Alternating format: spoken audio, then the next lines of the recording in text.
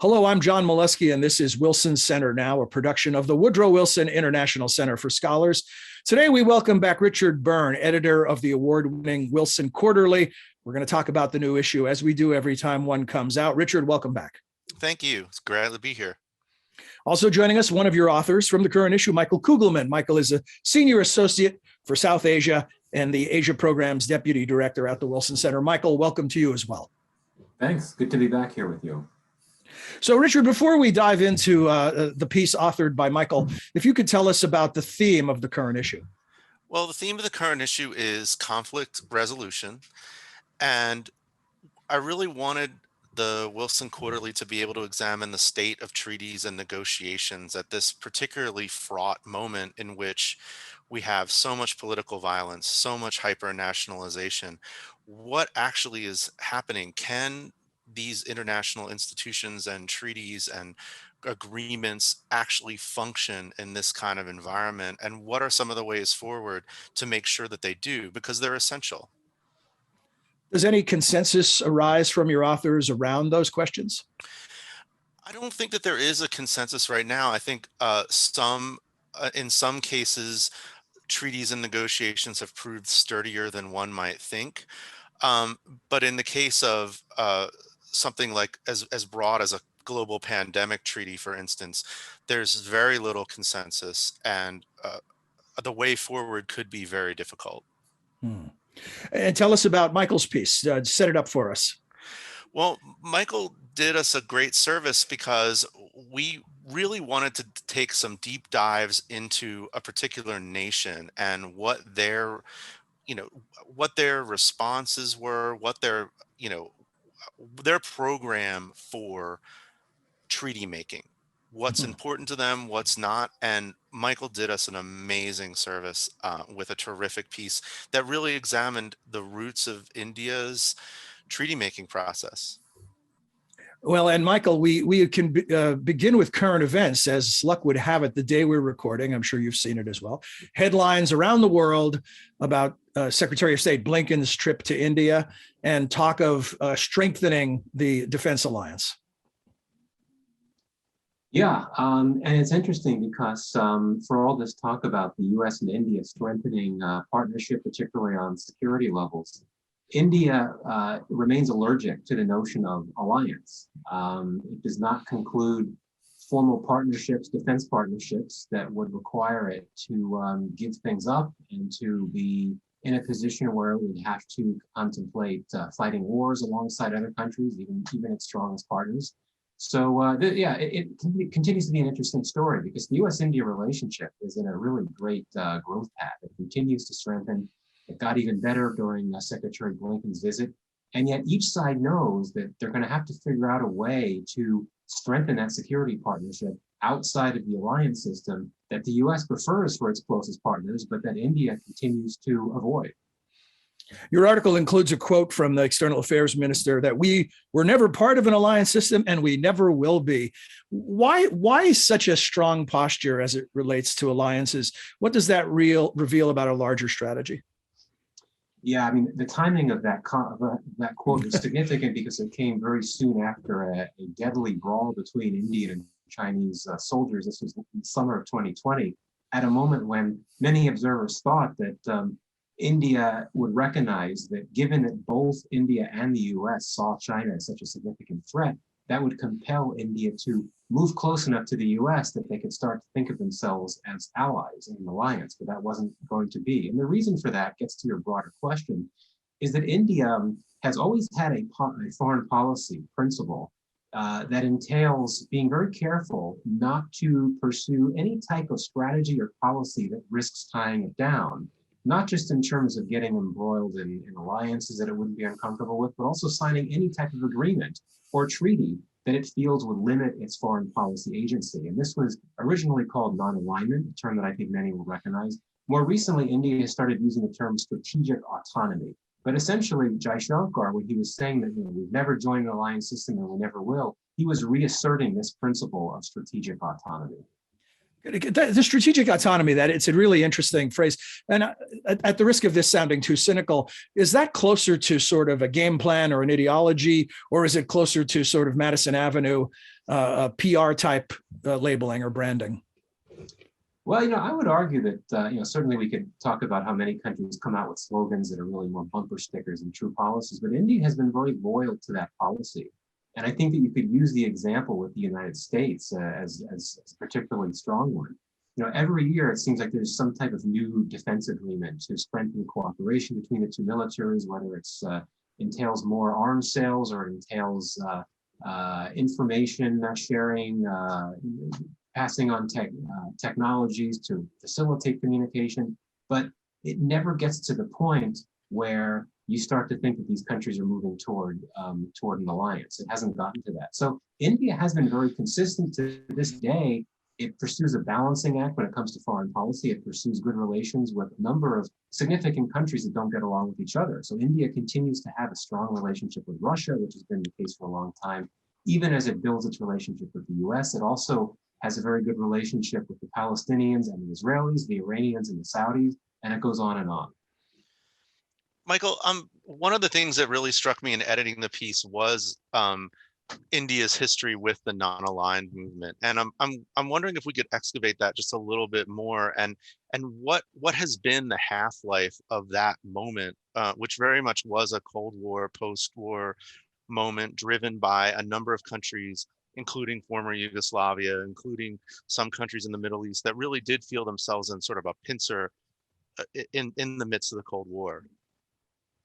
Yeah, there was something called the non-aligned movement that emerged soon after India's independence in the late 1940s, and it was comprised mainly of newly independent states, post-colonial countries as well as developing countries that wanted to assert their independence and freedom, and they refused to join either the American or the Soviet camps.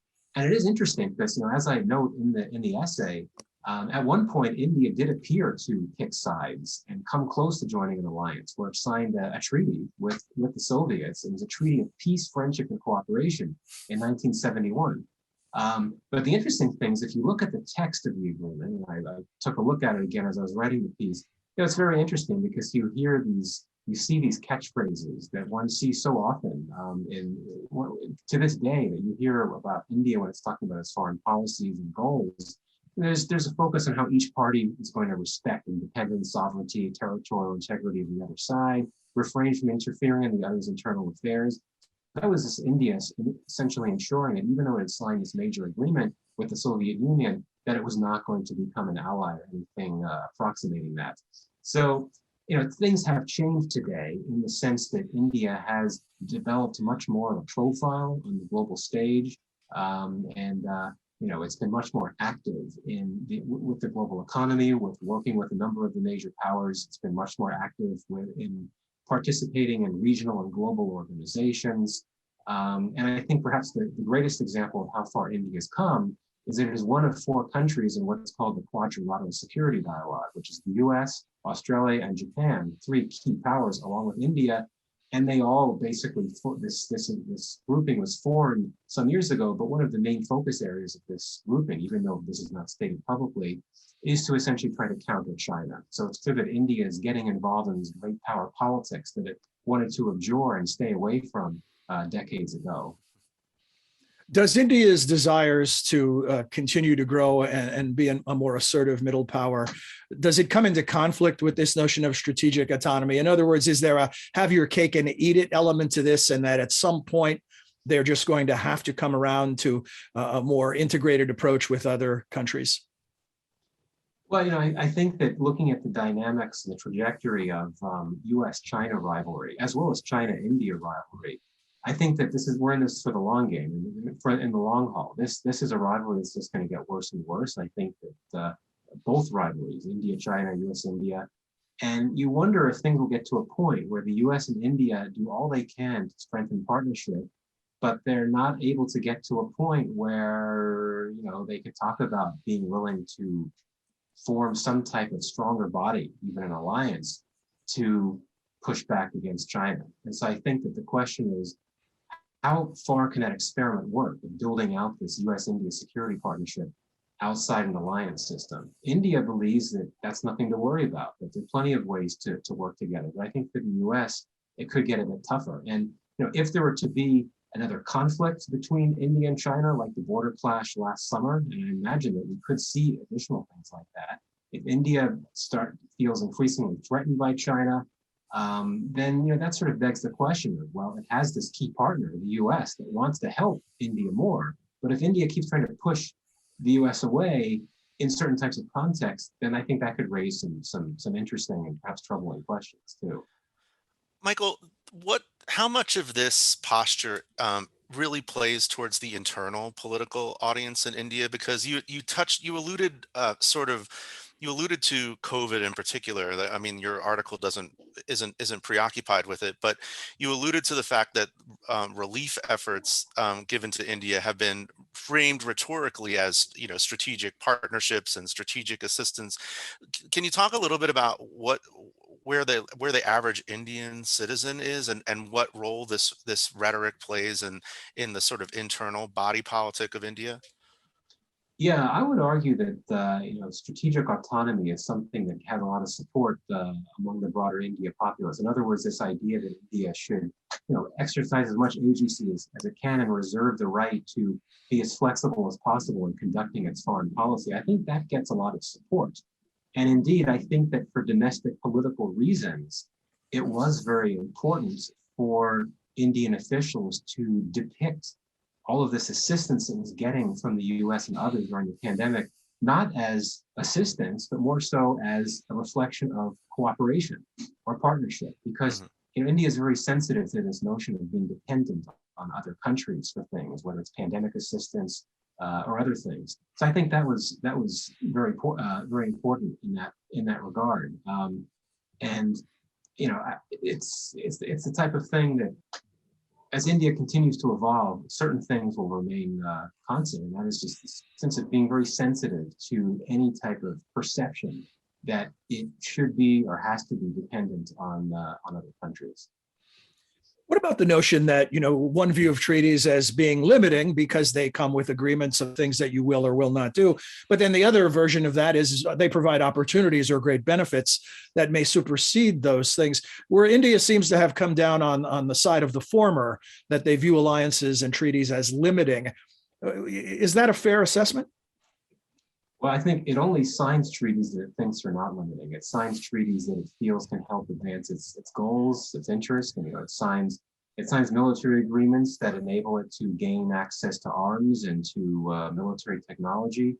It signs cultural agreements that allow it to project its soft power. One of the most recent treaties that we highlight in the piece involves a treaty with the Saudis that entails Indian yoga practices. So, it really runs the gambit. But India, it stays away from any type of treaty, including a number of very major ones that just about every other country has signed, treaties that it feels could constrict its flexibility or its freedom of action.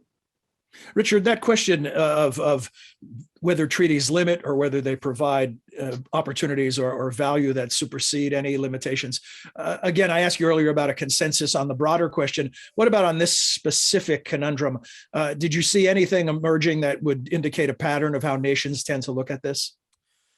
Well, there is. I think that there really are larger geopolitical issues at play, and what we're seeing, I think, in the continual shrinking of the globe is the sense that these things that used to be discrete, the fact that you could sit in Belgrade and have a non-aligned movement meeting, the world just isn't like that. Your economies are blended in with a global pandemic, which are blended in with defense issues.